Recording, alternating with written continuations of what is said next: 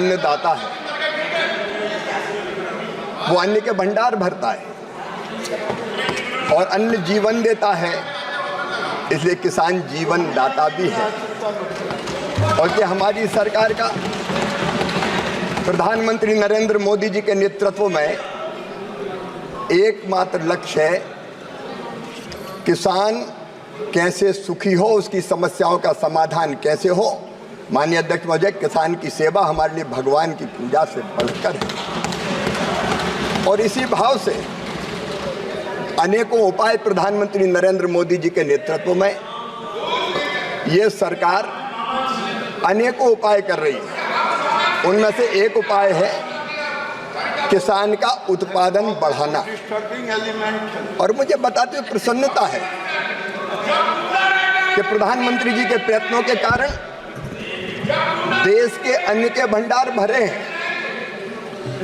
मुझे बताते हुए प्रसन्नता है माननीय अध्यक्ष महोदय कि आज कृषि विकास दर हमारी 4% के आसपास है, लेकिन अन्न के भंडार या फल और सब्जी के विपुल उत्पादन के बाद एक समस्या आती है और वो समस्या है उसके उचित भंडारण की। उचित भंडारण के अभाव में हम जानते हैं कि कई वर्षों तक दूसरी सरकार रही, लेकिन ना वेयर हाउस बने, ना राइपिंग सेंटर बने, ना कोल्ड स्टोरेज बने, ना ग्रेडिंग और साइटिंग की ठीक व्यवस्थाएं की गई। और जब प्रधानमंत्री नरेंद्र मोदी जी ने एक बहुत किसानों के हित में बड़ा कदम उठाया और वो था एग्रीकल्चर इंफ्रास्ट्रक्चर फंड बनाने का। मुझे बताते हुए खुशी है 1 लाख करोड़ रुपए की एग्रो इंफ्रा फंड की योजना प्रधानमंत्री नरेंद्र मोदी जी लेकर आए और जैसा माननीय सदस्य किसान की सदस्य माननीय मंत्री जी एड्रेस इधर करें।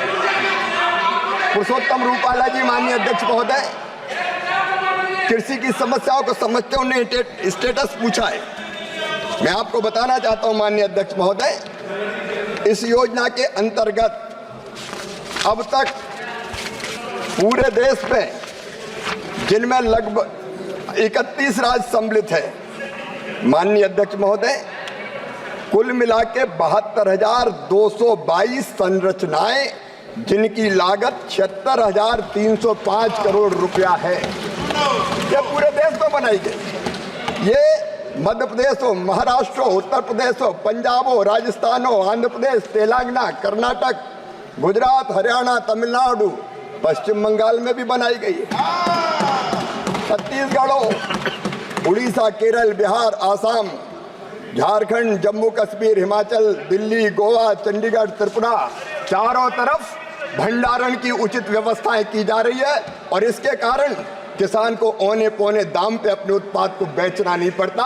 वो जब चाहता है कि कोल्ड स्टोरेज में रखे या वो वेयर हाउस में रखता है और उचित दाम मिलने पर बेचता है। ये किसान की खेती को फायदे का धंधा बनाने के लिए बहुत बड़ा कदम है माननीय अध्यक्ष महोदय, जिसका लाभ पूरे देश के किसान उठा रहे हैं। रूपाला जी। माननीय अध्यक्ष महोदय, मैं कृषि मंत्री का आभार प्रकट करता हूं कि उन्होंने विस्तार से इस विषय की जानकारी। आप विस्तार से क्वेश्चन मत पूछो, आप शॉर्ट में क्वेश्चन पूछो। एक लाइन में पूछूंगा सर कि प्रधानमंत्री जी ने हमारे किसानों को अन्नदाता के साथ साथ ऊर्जादाता बनाने का भी विषय रखा है और संकल्प किया है। इसी योजना के तहत उसी दिशा में क्या प्रगति हुई है वो मैं आपसे जानना चाहता हूँ। माननीय अध्यक्ष महोदय, प्रधानमंत्री जी बहुत विजनरी लीडर हैं। उन्होंने संकल्प लिया है कि अन्नदाता को ऊर्जादाता बनाएंगे और ये कुसुम योजना जिसके 3 कंपोनेंट हैं, कुसुम ए, कुसुम बी और कुसुम सी। कुसुम ए में अगर बंजर भूमि पर कोई सोलर पैनल बिछा के बिजली उत्पादित करना चाहे तो कर सकता है। कुसुम बी के अंतर्गत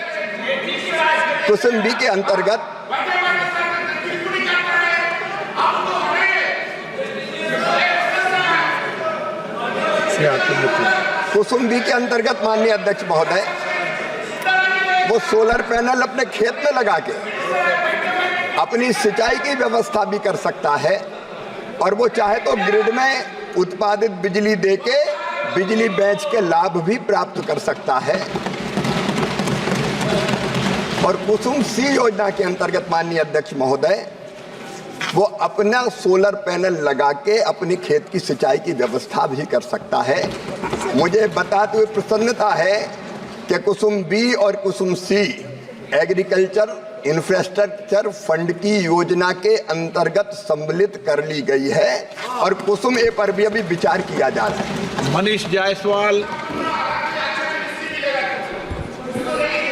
अध्यक्ष जी, मैं माननीय कृषि मंत्री जी का और प्रधानमंत्री जी का बहुत आभार व्यक्त करता हूं कि इस कृषि इंफ्रास्ट्रक्चर योजना के तहत जो इन्होंने किसानों को राहत दिया है। लेकिन मेरा एक सुझाव है अध्यक्ष महोदय, आपके माध्यम से मैं माननीय मंत्री जी तक ये सुझाव पहुंचाना चाहता हूं कि सेलेक्टिव एरिया, जैसे हमारे झारखंड में टमाटर की खेती बहुत होती है। दादा, किसान के बारे में बात हो रहा है, दादा थोड़ा सम्मान कीजिए अन्नदाता का। किसान के बारे में बात कर रहे हैं हम लोग, थोड़ा सम्मान करिए दादा उसका। अध्यक्ष महोदय, मैंने आपको पहले भी आग्रह किया है, माननीय सदस्यों को भी आग्रह किया, विशेष रूप से माननीय मंत्रीगणों का आग्रह किया है। कोई भी बैठे कोई भी टिप्पणी कर रहा है, आप उसका जवाब नहीं दें। और माननीय सदस्य भी क्यों जवाब दें? आप तो प्रश्न पूछे सीधे मेरे सवाल। इन्हीं लोगों की आदत है, उनकी आदत में सुधार नहीं हो सकता।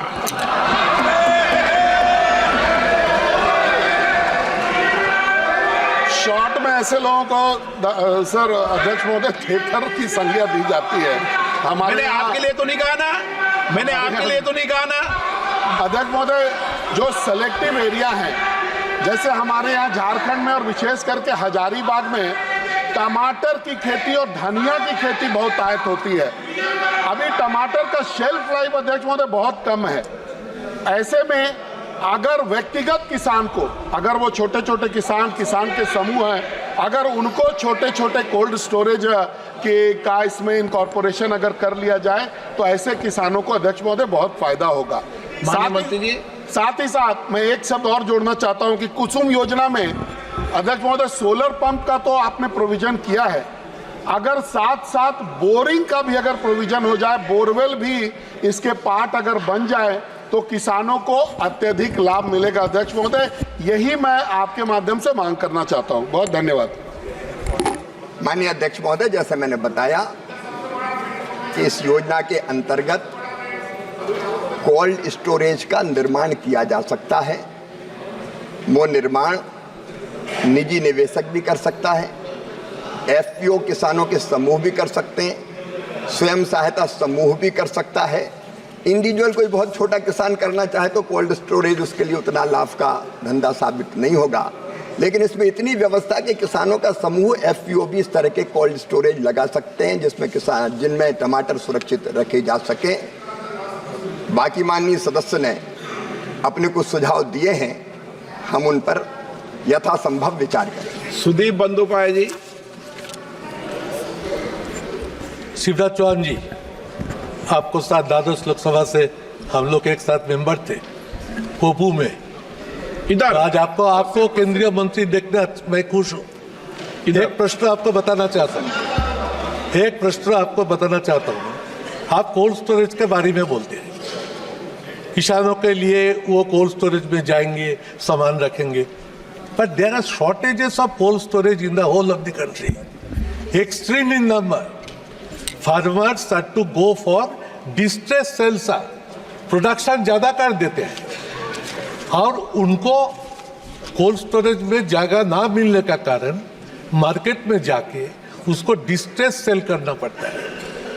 1 केजी पोटैटो बनाने के लिए किसी को 2 रुपया पड़ता है, तो डिस्ट्रेस सेल में उनको मार्केट पे कोल्ड स्टोरेज के जगह ना मिलने का कारण 1 रुपये में बिक देना चाहिए।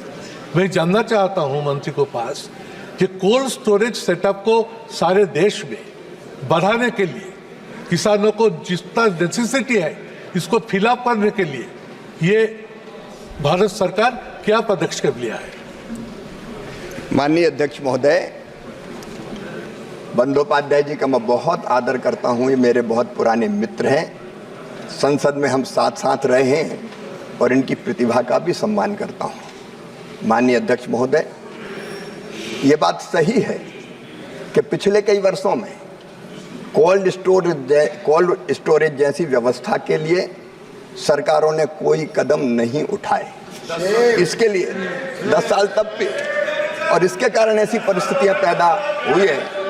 लेकिन अब तेजी से कोल्ड स्टोरेज के निर्माण का काम लगातार जारी है इस योजना के अंतर्गत भी, और इसलिए जगह जगह मैंने अभी राज्यों की सूची आपके सामने पढ़ी थी, कोल्ड स्टोरेज भी इस योजना के अंतर्गत बनाए जा रहे हैं।